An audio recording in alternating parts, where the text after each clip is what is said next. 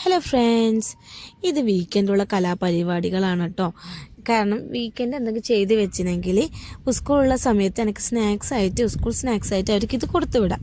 അങ്ങനെ എനിക്ക് കുറച്ച് നേന്ത്രപ്പഴം കിട്ടിയായിരുന്നു. അത് നേരെ സ്ലൈസായിട്ട് മുറിച്ചിട്ടിട്ട് ഞാൻ അങ്ങനെ എണ്ണയിൽ അങ്ങ് പൊരിച്ചെടുത്തു. അതായത് നമ്മളൊക്കെ സാധാരണ ബനാന ചിപ്സ് ഞാൻ ആദ്യമായിട്ട് കേട്ടോ ഇവിടുന്ന് ഉണ്ടാക്കി നോക്കുന്നതാണേ.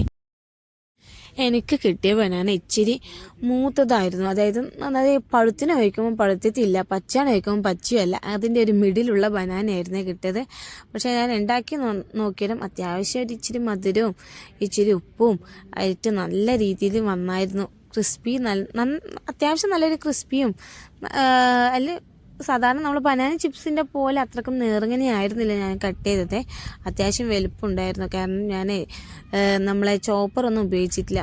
ഞാൻ നമ്മൾ കൈ കൊണ്ട് തന്നെ അങ്ങനെ കട്ട് ചെയ്തിടുകയും ഇതിനെ. പക്ഷെ അത്യാവശ്യം നന്നായി അത് എണ്ണയിൽ വറുത്ത് വന്നു. ആ സമയത്താണ് ഇച്ചിരി മഞ്ഞൾപ്പൊടിയും ഉപ്പിൻ്റെ വെള്ളം ഒഴിക്കുന്നത്. എന്നിട്ട് നന്നായി വറുത്തെടുക്കുക. നമുക്ക് അതിനുള്ളൊരു പേഷ്യൻസ് വേണം.